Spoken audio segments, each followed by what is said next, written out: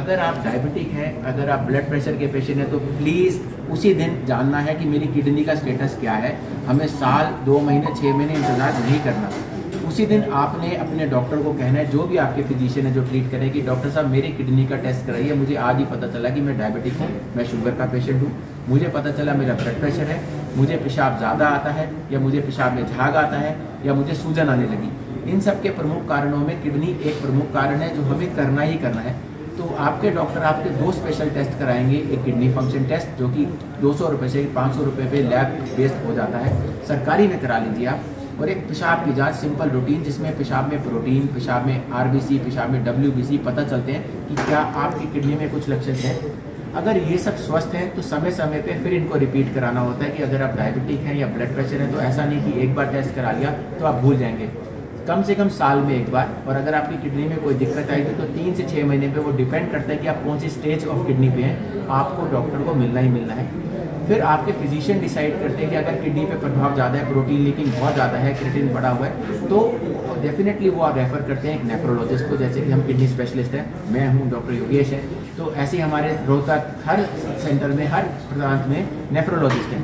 तो अगर किडनी पे प्रभाव है तो एक बार किडनी की सलाह जरूर लेनी चाहिए टाइम पे, ताकि हम उसको रोक सकें या बढ़ने से रोक सकें। फिर आप अपने फिजिशियन को फॉलो कर सकते हैं, जब उन्हें ज़रूरत लगती है वो वापस रेफर करते हैं कि नहीं आप किडनी स्पेशलिस्ट से ओपिनियन लें, ताकि आप दोनों से जुड़े रहें। जो बाकी इलाज है वो करते रहते हैं, बट किडनी की सारी समस्या हम उनको टाइम टू टाइम सलाह देते रहते हैं कि इस तरह से आपने चलना है, ये स्टेज है, आगे इतने साल निकल जाएंगे, ये दवा है। और अच्छी बात है कि आज हम जिस 2023 में बात कर रहे हैं, ऐसे नई नई दवाइयाँ नेफ्रोलॉजिस्ट में निकली हैं जो किडनी को आगे खराब होने से रोकती हैं। डायबिटिक और हाइपरटेंशन भी है और आपकी किडनी पे प्रभाव आ गया तो उनको रोकने में हेल्प करती हैं, बजाय कि हम एंड स्टेज रीनल डिजीज की बात करें या किडनी खराब की बात करें। तो हम एक अच्छे एरा में जी रहे हैं, जहाँ आज से 5 साल पहले हम ये बात नहीं कर सकते थे, तो आज हमारे पास वो सब है। But time is a very important की, कि आप समय पे आए तो आपका इलाज बिल्कुल सही दिशा में चलेगा। अगर आप समय पे नहीं आए तो आपका उसी दिशा में चलेगा, जब आप एंड स्टेज में पहुँचेंगे तो बात डायलिसिस या ट्रांसप्लांट की चलेगी।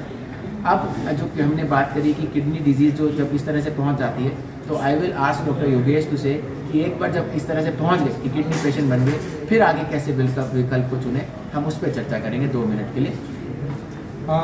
एक मिनट सिचुएशन में है कि जब हमारे पास और कोई विकल्प नहीं है तो डायलिसिस और ट्रांसप्लांट में से ही विकल्प चुनना होता है। डायलिसिस एक टेम्परेरी कार्यवाही है जिससे आप हफ्ते में 2 बार या 3 बार रेगुलरली करके जीवित रह सकते हैं। एक लेकिन क्वालिटी ऑफ लाइफ अचीव करना बहुत मुश्किल है।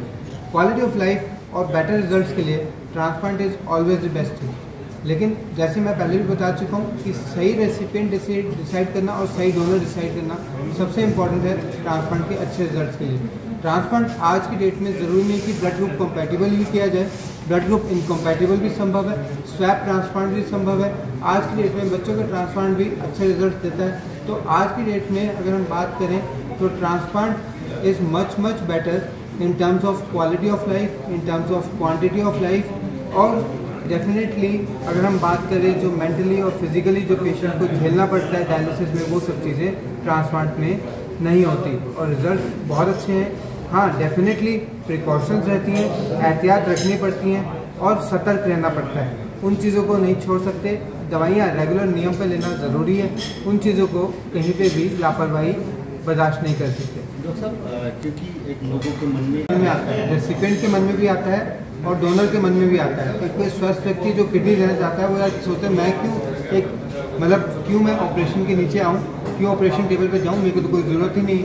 दूसरी तरफ से रेसिपिएंट भी सोचता है यार इसके बिना ही ठीक चल रहा है, हफ्ते में 2 बार जाओ डायलिसिस कराओ, 3 बार जाओ डायलिसिस कराओ। लेकिन मैं जैसे पहले भी आपको बता चुका हूँ, USRDF data, American data, world over data, Indian data सब ये सजेस्ट कर रहा है कि quality of life, quantity of life दोनों ही ट्रांसप्लांट में कई गुना बेहतर है और इसका कोई मैच ही नहीं है। इट इज़ सिंपली लाइक कि मर्सिडीज़ और मारुति, अब दोनों में कोई मैच नहीं, दोनों में 4 पहिए हैं, दोनों टिन के डब्बे हैं, लेकिन अल्टीमेटली जो क्वालिटी जो मर्सिडीज़ में मिलती है, जो क्वालिटी हमें मारुति मिलती है, दोनों में डिफरेंस है।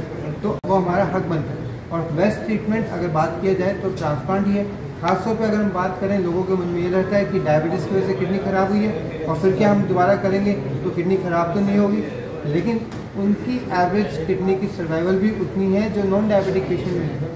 तो डायबिटिक पेशेंट में भी हम बात करें तो transplant is the best modality. हाँ, कुछ एक डिजीज़ होते हैं जहाँ पे रिकरेंस होती है, जहाँ पे जन्मजात होते हैं, तो वहाँ पे हमें कई बार सोचना पड़ता है, कुछ एंटीबॉडीज़ की वजह से बनते हैं, वहाँ पे हमें सोचना पड़ता है कि इसके अलावा क्या उपाय सोचना पड़ता है। लेकिन ट्रांसप्लांट से बेहतर कोई उपाय नहीं है आज की डेट में। और अगर हम बात करें, एक सिंपल सा एग्जांपल दें, as compared to other solid organ transplant, अगर हम बात करें कि लिवर ट्रांसप्लांट या कार्डियक ट्रांसप्लांट, तो सबसे अच्छे रिजल्ट्स किडनी ट्रांसप्लांट के ही हैं। और किडनी ट्रांसप्लांट में डोनर के रिस्क सबसे कम है as compared to liver transplant या और किसी